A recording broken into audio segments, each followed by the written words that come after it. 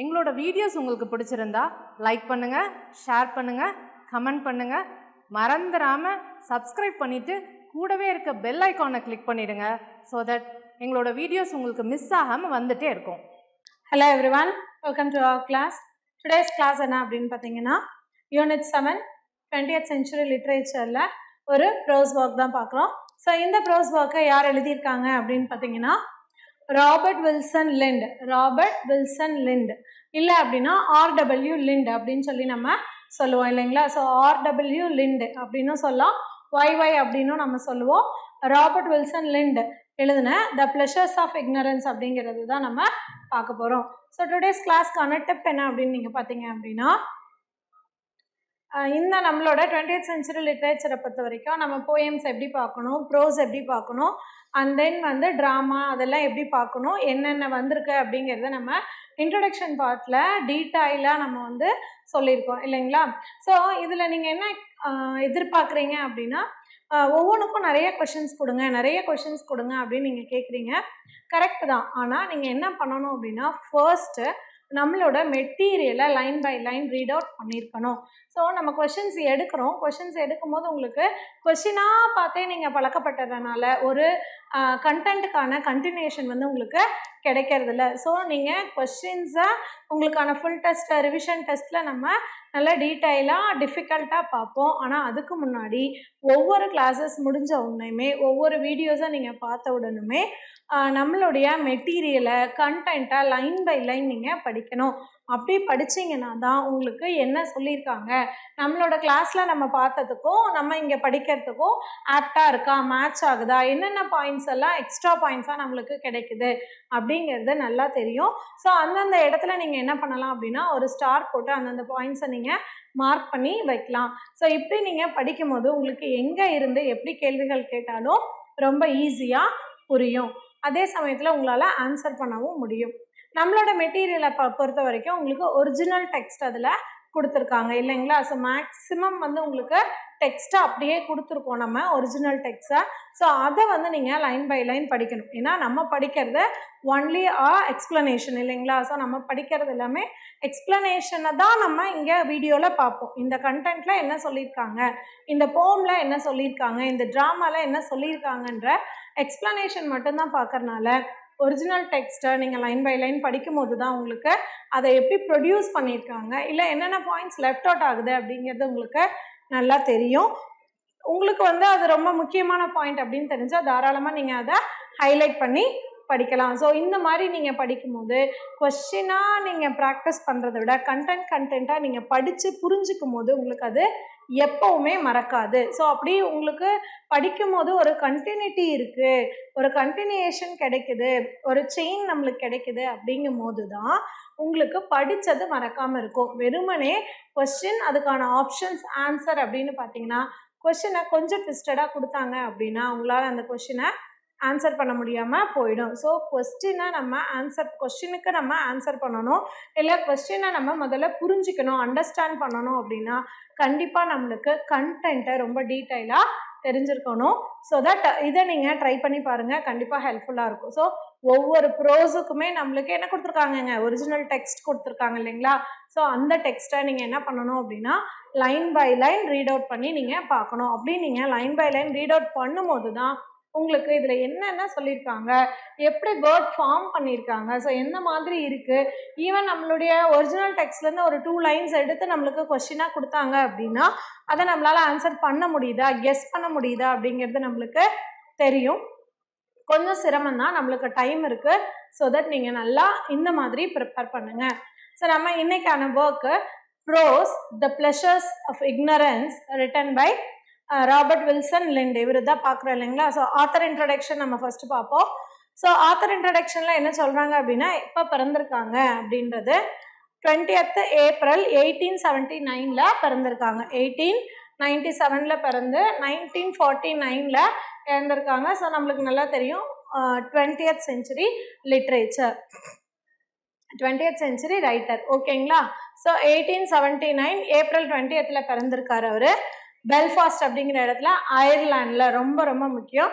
He is an Irish poet சரிங்களா. So இவர் என்ன பொயட்டாக இருக்காருங்க, ஐரிஷ் போயிட்டு நம்ம படிக்கிறதுல யாரெல்லாம் ஐரிஷு, யார் பிரிட்டிஷ், யார் ஸ்காட்டிஷ் அப்படிங்கிறதுலாம் நம்மளுக்கு நல்லா தெரிஞ்சிருக்கணும். இட்டாலியன் ரைட்டர்ஸ் யார், க்ரீக் ஃபிலாசபர்ஸ் யார் அப்படிங்கிறதெல்லாம் நம்மளுக்கு அப்படியே டிஃபைன் பண்ணி நம்மளுக்கு படிக்க தெரிஞ்சுது அப்படின்னா தான் நம்மளால் டக்குன்னு ஆன்சர் பண்ண முடியும். ஸோ இந்த ஐரிஷ் பிளே ரைட்ஸாக இருக்கட்டும், ஐரிஷ் ரைட்டர்ஸாக இருக்கட்டும், ஆரம்பத்துலேருந்து இப்போ வரைக்கும் ரொம்ப முக்கியமான பங்கு வகிக்கிறாங்க. ஸோ கண்டிப்பாக யாரெல்லாம் ஐரிஷ் போயிட்ஸு, யாரெல்லாம் ஸ்காட்டிஷு, தென் யாரெல்லாம் Greek philosophers, Greek writers, Latin லாங்குவேஜ்க்கான ரைட்டர்ஸ் யார், இட்டாலியன் ரைட்டர்ஸ் யார், இங்கிலாண்டுக்கான ரைட்டர்ஸ் யார், அமெரிக்கன் ரைட்டர்ஸ் யார் அப்படிங்கிறதெல்லாம் கண்டிப்பாக நம்மளுக்கு தெளிவாக தெரிஞ்சிருக்கணும். ஒருத்தர் நம்ம என்ன பண்ணிக்க கூடாதுங்க, கன்ஃபியூஸ் பண்ணிக்க கூடாது. இப்போ அமெரிக்கன் லிட்ரேச்சர் அப்படின்னு எடுத்தோம்னா அதில் ஒரு வெரைட்டி ஆஃப் ரைட்டர்ஸ் வருவாங்க. அவங்களுடைய ரைட்டிங் ஜானர் வந்து வேறு மாதிரி இருக்கும். அதே சமயத்தில் நம்ம பிரிட்டிஷ் ரைட்டர்ஸை முன்னாடி பார்த்தோம் அப்படின்னா, பிஃபோர் விக்டோரியன் எராக்கு பார்த்தோம் அப்படின்னா வேறு மாதிரி இருக்கும், பிஃபோர் ரொமான்டிக் எராக் பார்த்தோம் அப்படின்னா வேறு மாதிரி இருக்கும். ஸோ ஒவ்வொரு ரைட்டர்ஸையும் நம்ம ரொம்ப நல்லா தெரிஞ்சு வச்சுக்கணும். ஸோ அயர்லாண்டில் பிறந்திருக்காரு, ஐரிஷ் போயிட்டு பெல்ஃபாஸ்டில் பிறந்திருக்காரு 1879 ஏப்ரல் 20th. டைட் எப்போ அப்படின்னு பார்த்தீங்கன்னா அக்டோபர் 6 1949 தான் இறந்திருக்காரு. ஹாம்ஸ்டட் அப்படிங்கிற இடத்துல அட் த ஏஜ் ஆஃப் 70. தென் இவர் எங்கே பரி பண்ணியிருக்காங்க அப்படின்னு பார்த்தீங்கன்னா பெல்ஃபாஸ்ட் சிட்டி செமெட்ரியிலே தான் அவங்களுடைய ஓன் லேண்டாக இருக்கக்கூடிய அந்த மதர்லேண்ட்லேயே தான் அவங்க என்ன பண்ணியிருக்காங்கங்க, பரி பண்ணியிருக்காங்க அப்படிங்கிறத பார்க்குறோம். So Belfast city cemetery, Belfast அப்படின்னாவே அது அயர்லாண்டு அப்படிங்கிறத நீங்கள் ஞாபகம் வச்சுக்கணும். ரெண்டாவது, இவர் என்னென்னலாம் சொல்கிறோம் பாருங்கள், Irish writer, editor, essayist and Irish nationalist. So இது எல்லாமே இவருடைய ஜானர்ஸ் அப்படின்றத நம்ம பார்க்குறோம். ஃபஸ்ட்டு ரைட்டராக இருக்கார், போம்ஸு ப்ரோஸ் அந்த மாதிரி எழுதுறாரு. தென் வந்து நியூஸ் பேப்பர்ஸில் எடிட்டராக இருக்கார், எஸ்ஏஸ் நிறைய எழுதியிருக்கனால எஸ்ஏயிஸ்ட்டுங்கிறோம். ஐரிஷ் நேஷனல் மூமெண்ட்டில் கலந்துக்கிறனால இஸ் அன் ஐரிஷ் நேஷனலிஸ்ட் அப்படின்னு நம்ம சொல்கிறோம். He used the pseudonym YY in writing for the new statesman. So இப்போ இவங்க நியூ ஸ்டேட்ஸ்மேன் அப்படிங்கிற ஜேர்னலுக்கு எழுதும் போது இவங்களுடைய பேரை என்னவா வச்சு எழுதியிருக்காங்க அப்படின்னா YY. ஸோ ஃபஸ்ட்டு நம்மளோட ராபர்ட் வில்சன் லிண்டு YY அப்படிங்கிற பேரை எப்போ வந்து யூஸ் பண்ண ஆரம்பித்தார், எப்போ ஸ்டார்ட் பண்ணார், வெரி ஃபர்ஸ்ட் எப்போ YYங்கிற பேரை யூஸ் பண்ணார் அப்படின்னு சொல்லி நம்மளுக்கு கேட்கலாம். So writing for the new ஸ்டேட்ஸ்மேனுங்கிற ஜேர்னலுக்கு நியூஸ் பேப்பருக்கு எழுதும் போது தான் அவருடைய அந்த பேரை என்னவா வச்சுருக்காருங்க, YY அப்படின்னு சொல்லி வச்சுருக்காரு அப்படின்னு சொல்லி நம்ம பார்க்குறோம். நெக்ஸ்ட், லின்ஸ் வீக்லி எஸ்ஸே எது அப்படின்னு பார்த்தீங்கன்னா இர்ரீப்ளேசபிள். ஸோ இவரோட வீக்லி எஸ்ஸே எதுன்னு கேட்கலாம், இல்லை ரீப்ளேசபிள் அப்படிங்கிறது என்ன அப்படின்னு சொல்லி கேட்கலாம், ஒன் ஆஃப் த எஸ்ஸே எது அப்படின்னு சொல்லி கூட கேட்கலாம். So that is replaceable. Next, he married the writer Sylvia Dryhurst.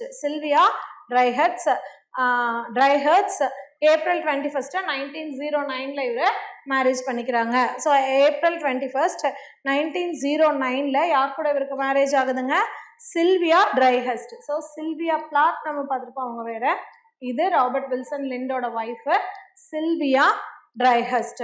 Next, drama criticism எழுதியிருக்காரு. எதுக்கு அப்படின்னா ஃபார் டுடே அப்படிங்கிறது டெய்லி நியூஸாக த நியூ க்ரானிக்கல் அப்படிங்கிறதுக்காக எழுதியிருக்காங்க. ஸோ இந்த ஃபார் டுடே அப்படிங்கிறது ரொம்ப முக்கியம். அது வந்து ட்ராமா கிரிட்டிசிசம் அப்படின்னு சொல்லி நம்ம பார்க்குறோம்.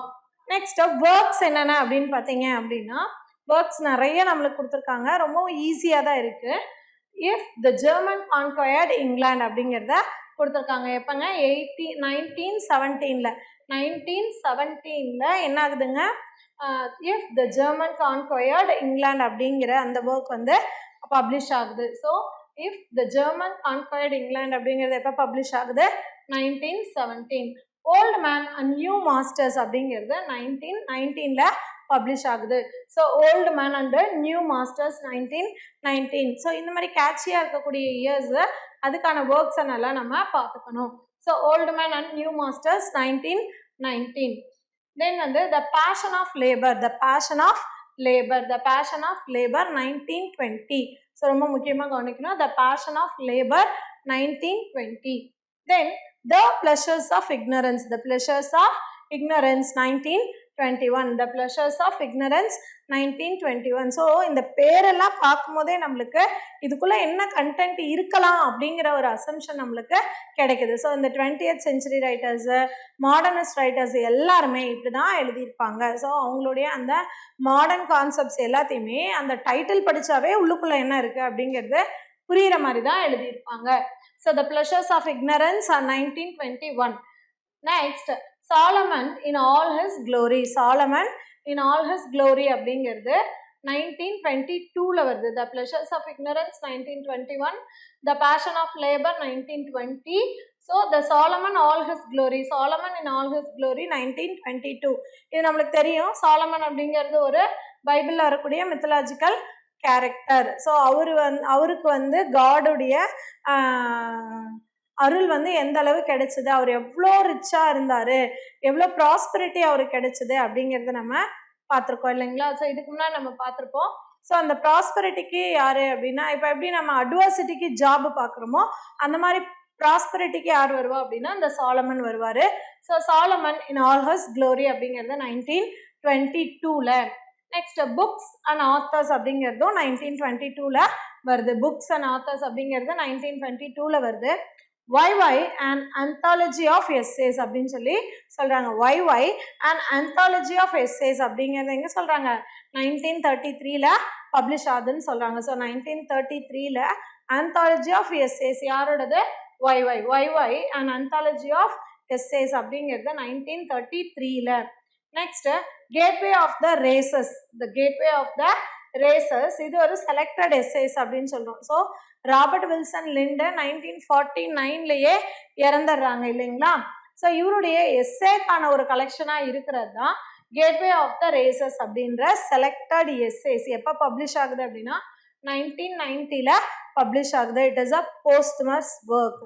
ஸோ ராபர்ட் லிண்டோட போஸ்ட்மஸ் ஒர்க் என்ன அப்படின்னு சொல்லி நம்மளுக்கு கேள்விகள் வர வாய்ப்பு இருக்கு. So gateway of the races, gateway of the races இந்த ஒர்க்கை நம்மளுக்கு எடிட் பண்ணி கொடுத்துருக்கிறது யாரு அப்படின்னா சீன் மெக்மேஹன் அப்படிங்கிறவங்க தான் இதை வந்து எடிட் பண்ணி கொடுத்துருக்காங்க. ஸோ எடிட்டட் பை சீன் மெக்மேஹன் அப்படிங்கிறவங்க தான் எடிட் பண்ணி கொடுத்துருக்காங்க. நெக்ஸ்ட் இவர் நிறைய அவார்ட்ஸ் வாங்குறாரு. அதில் குறிப்பிட்ட ஒரு 2-3 அவார்ட்ஸ் தான் நம்ம இங்கே பார்க்குறோம். Silver medal of the Royal Society in literature, silver medal of the Royal Society in literature 1928. Silver Medal of the Royal Society, Silver Medal of the Royal Society in Literature 1928. Then the Sunday Times Golden Medal for Belles Letters அப்படிங்கிறது 1932 நம்மளுக்கு வருது. The Sunday Times Golden Medal for the Sunday Times கொடுத்த Golden Medal for Belles Letters, இவருடைய work Belles Lettersக்கு the Sunday Times Golden Medal வந்து கிடைச்சிருக்கு. எப்போ அப்படின்னு பார்த்தீங்கன்னா 1932. ஸோ இந்த 2 அவார்டு ரொம்ப முக்கியமானதாக பார்க்குறோம். ஒன்று 1928 வந்து silver medal of the Royal Society, 1928 வந்து silver medal of the Royal Society. And then second 1932 வந்து the Sunday Times golden medal for belles lettres அப்படிங்கிறது ரொம்ப முக்கியமானது. ஸோ இந்த இயர்ஸ் அண்ட் ஒர்க்ஸை வந்து நம்ம நல்லா பார்த்துக்கணும்.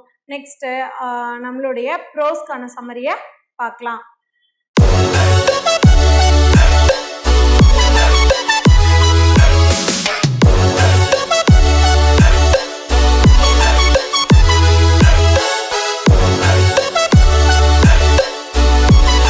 Future Vision Study Center, SKS Hospital Road, opposite to Hotel Lakshmi Prakash, near New Bus Stand, Salem. Cell 90420 30163.